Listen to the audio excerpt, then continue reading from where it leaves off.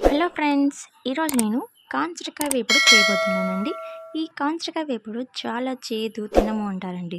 ఈ చేదు తినడం వల్ల బాడీలో ఏదైనా ఇన్సెక్ట్స్ ఉన్నా ఇది కిల్ చేస్తుందండి. ఎలా చేయాలో చాలా ఈజీగా చెప్తానండి. ఫస్ట్ మనము కాంచరకాయలన్నీ వలిచేసి నీళ్ళల్లో నానబెట్టేసామండి. వాటర్లో నానబెట్టిన దాన్ని స్టవ్ ఆన్ చేసి స్టవ్ మీద ఒక ప్యాన్ పెట్టానండి. ప్యాన్ హీట్ అయ్యాక నేను నానబెట్టి పెట్టుకున్న కాంచరకాయలండిని ముందు ఫస్ట్ ఆఫ్ ఆల్ నేను ప్లేట్లో తీసుకున్నానండి. మొత్తం వాటర్ అన్నీ వంచేసి ప్లేట్లోకి తీసుకొని నీట్గా అన్నీ వేసేసానండి ప్యాన్లోకి. చూసారా, ప్యాన్లోకి వేసేసాను.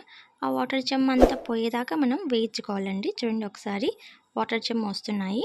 వాటర్ చెమ్మ పోయేదాకా వేయించుకున్నానండి నేనైతే. చూసారా ఫ్రెండ్స్, అవి కుక్ అయ్యేటప్పుడు వాటర్ ఎలా కనిపిస్తున్నాయో మనకు అలా వాటర్ అంతా పోయేదాకా వెయిట్ చేసుకోవాలండి. మీడియం ఫ్లేమ్లోనే పెట్టుకొని వేయించేసుకోవచ్చండి. అలా వేయించేతలకి 2 మినిట్స్కి ఆ వాటర్ అంతా ఇంకిపోతాయండి. వాటర్ అన్ని కుక్ అయిపోయి చూసారా కాంచరకాయ ఎలా చెమ్మ లేకుండా కనిపిస్తుందో. మనం తగినంత ఆయిల్ వేసుకోవాలండి.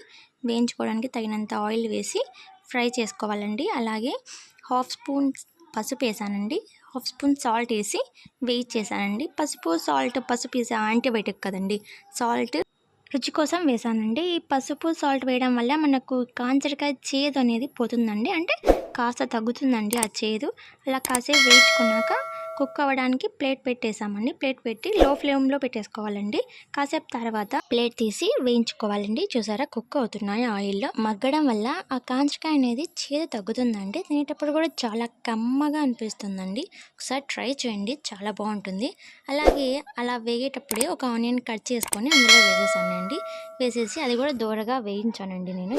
ఆనియన్ అనేది తినేటప్పుడు క్రంచిగా తగులుతూ ఉంటుందండి. ఆనియన్ కూడా కాంచరకాయతో పాటు దాంతోనే వేగిపోతాయండి. అవి ఎక్కువ టైం పడదు.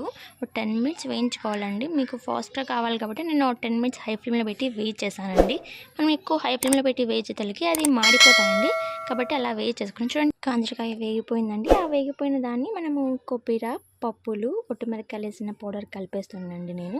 ఆ పౌడర్ వేయడం వల్ల కొంచెం కారం తగులుతుందండి. ఓన్లీ చేదే కాకుండా కారం పొడి వేస్తే చాలా టేస్టీగా ఉంటుందండి.